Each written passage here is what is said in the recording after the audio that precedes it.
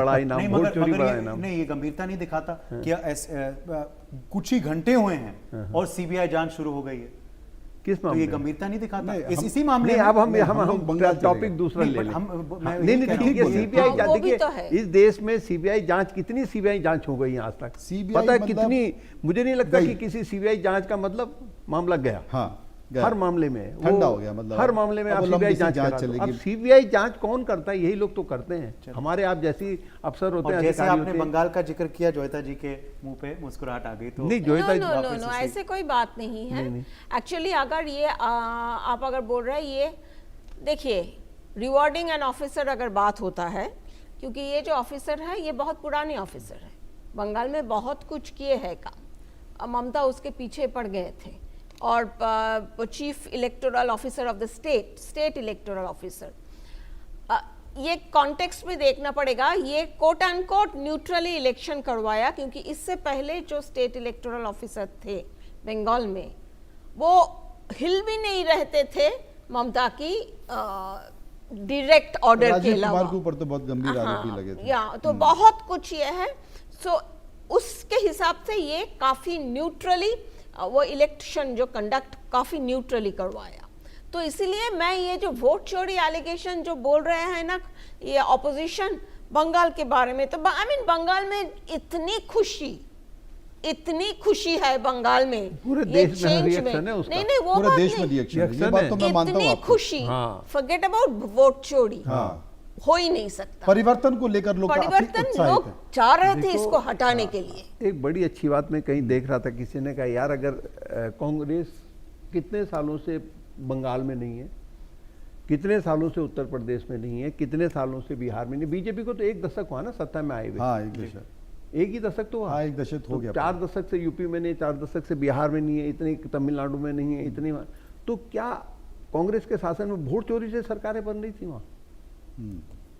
भारत सरकार, यूपी का शासन था यहाँ पे, और तब भी आप जो है कई राज्यों में हार रहे थे, चुनाव लगातार हार रहे थे। यूपी में आप लगातार हारे, बिहार में लगातार हारे, तमिलनाडु में आप लगातार हार रहे हैं, बंगाल में आप पहले कम्युनिस्ट पार्टी का रास्ता 20, 25, 30 साल, फिर इनका रास्ता।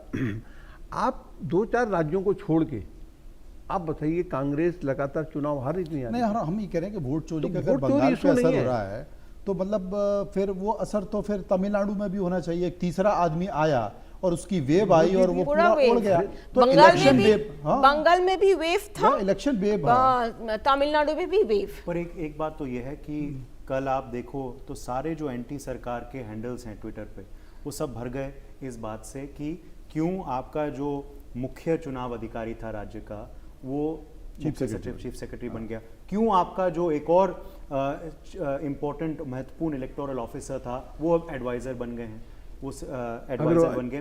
देखो क्या होता है उदय, क्या होता है, ये आपने मौका दे दिया। नहीं, मौका नहीं, इससे पहले परंपराएं टूट रही हैं। कभी कभी सुप्रीम कोर्ट के जजों को आपने राज्यसभा में जाते देखा क्या?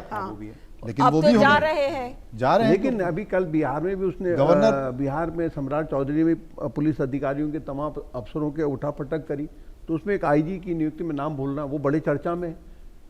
तो क्यों वो बहुत दमंग मान, देखो क्या होता क्या है, क्या वो कांग्रेस का शासन हो या बीजेपी का शासन हो, जो सत्ता में आती है वो देखता है कि कौन उपेक्षित अधिकारी है। जैसे मैं एक एग्जांपल दूं, जो सबसे ज्यादा उपेक्षित है, सबसे बोले लिस्ट तैयार करो कि पिछले सरकार में प्रताड़ित कौन कौन। एक एग्जांपल दूं, सबसे पहले एक एग्जांपल तो सुधांशु पंत थे, राजस्थान के 2 साल प्रिंसिपल सेक्रेटरी रहे, एक तरीके से मिनी मुख्यमंत्री उन्हीं को कहा। कांग्रेस के कार्यकाल में बड़े दुखी थे, कांग्रेस के सबसे करीबी थे वो। एक जमाने में कांग्रेस के चहेते अफसर होते थे वो।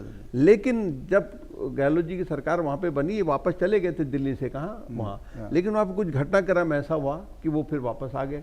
तो फिर जब सरकार का, बीजेपी की सरकार का गठन हुआ तो पूछा गया कौन है सबसे, तो सुधांशु पंत जी को भेजा गया।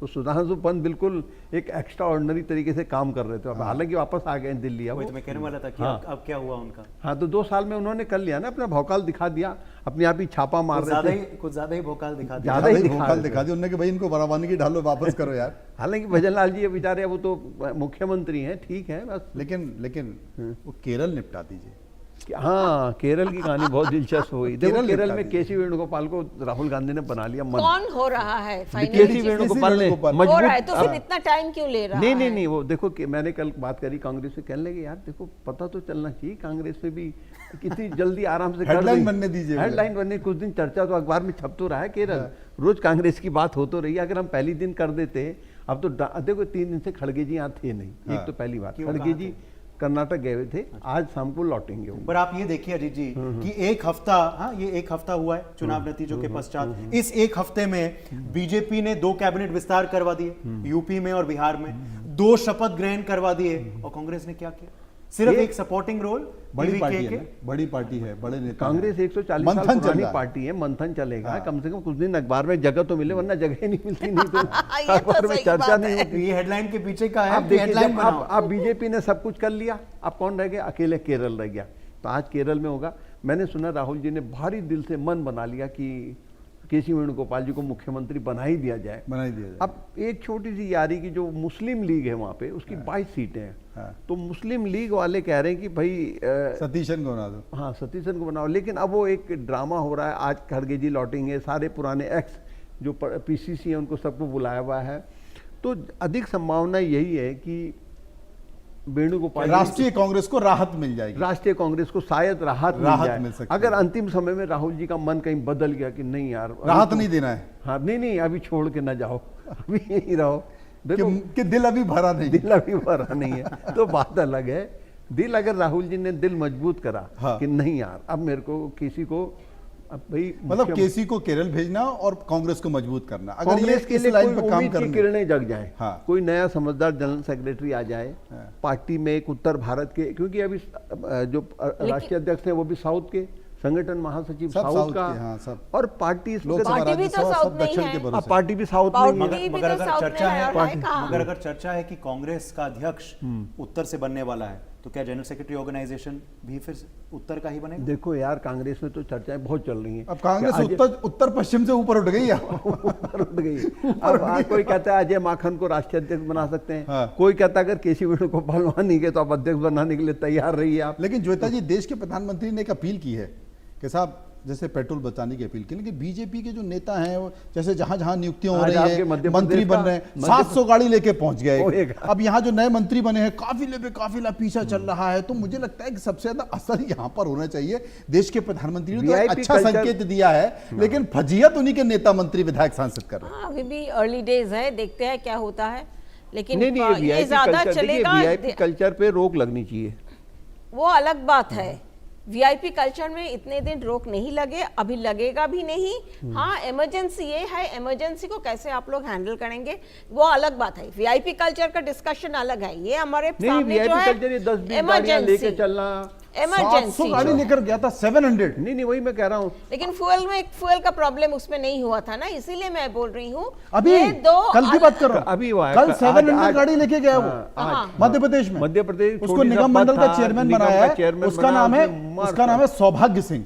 तो सौभाग्य सिंह, दुर्भाग्य की बात यह है कि सौभाग्य सिंह 700 गाड़ी लेकर पहुंच गए, जलसा निकाल दिया उन्होंने पूरे भोपाल में। और एक मंत्री के, उत्तराखंड के एक मंत्री जी ने कहा मैं स्कूटर में जाऊंगा, पता चला उसका लाइसेंस भी नहीं है, कहीं बवाल हो गया, पीछे से 50 गाड़ियां। मगर सोशल मीडिया पे मंत्री जी के पीछे, मंत्री जी स्कूटर पे, लेकिन मंत्री के पीछे 50 गाड़ी, पीछे 50 गाड़ियां।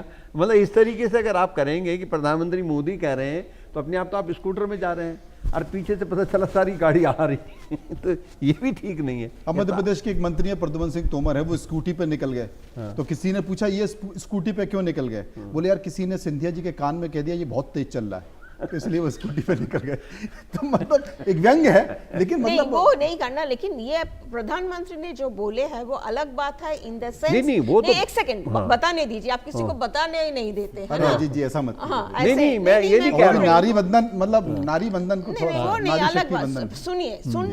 सुनिए एक्चुअली डिफरेंस क्या होता है? डिफरेंस होता है क्या, रोज अगर कोई 500 गाड़ी चलाता है, एक दिन अगर कोई 4 महीने में, 1 साल में 700 गाड़ी चलाता है, तो फिर डिफरेंस हो जाता है। रेगुलर कंजम्पशन जो होता है उसको अगर कम कर दे तब तो अच्छी बात है ना। नहीं, कैसे आप वही समझाओ, तो क्या कहना चाह रहे हो आप? 500-700 समझे नहीं समझ में नहीं आया कि टोटल कंट्री का जो कंजम्पशन है फ्यूल, अगर एक्स अमाउंट फ्यूल कंजम्पशन है उसको कम करना कम है। कैसे होगा उसको कम वही उसका कम कम करना करने की तो होगा। बात वही तो उसमें मोदी जी यही तो कह रहे हैं। उसमें 0.00% 1% का अगर आप ये इंस्टेंस काफिला वाले हैं। हाँ, जो काफिला वाले बोल रहे हैं, तो VIP एक कल्चर। सेकेंड, वीआईपी कल्चर के साथ इसके साथ मत मिलाइए। मैं वही बोल रही हूँ, वीआईपी कल्चर का डिबेट अलग है और टोटल कंजम्पशन, कंट्री का जो कंजम्पशन वो अलग है। नहीं, VIP कल्चर में क्या होता है? एक second, VIP culture 0.1%, total consumption is 100%। तो फिर कंट्री का ऊपर असर किससे पड़ेगा? एक दिन का वीआईपी कल्चर से या पूरा 365? मतलब ये है कि जी आप रूटीन में डाल दीजिए, आप अपनी गाड़ी से रूटीन बताइए, नहीं, आप नहीं, उससे आइए, मेट्रो से आइए, हाँ, मेट्रो ऑफिस से मेट्रो से आइए। हाँ, आप ऑफिस छोड़ जाइए। दीजिए गाड़ी। नहीं, छोड़ आप दीजिए। गाड़ी छोड़िए, नहीं, आप सुनिए, मेट्रो से आइए, वीआईपी कल्चर नेता को छोड़िए आप। कैबिनेट जब तक मंत्री, आम जनता इसको लागू नहीं करेगी, जब तब तक कैबिनेट नहीं। मंत्री, और मैं कैबिनेट आपको मंत्री बताना कहीं चाहता हूं, निकलता है। मैं हमारे न्यूज़ एक्स की बात है, जब हमारा ऑफिस नोएडा में होता था, तो हमारे उस समय के जो वरिष्ठ संपादक थे वो रोज मेट्रो से आते थे। उनका घर जोरबाग में होता था और वो नोएडा आते थे, रोज आते थे मेट्रो से और जाते थे मेट्रो से। कभी कभार शाम को दिख जाते थे तो कोई कहता अरे वही है, वही है। हमने कहा हाँ वही है। तो वो लीड फ्रॉम द फ्रंट कर रहे थे। तो आप तो ये आप लीड जो आम जो मास है कैबिनेट बेसिकली, मंत्री मास कहीं को निकलता अपनाना है, पीछे से दल बल लेके निकलता है।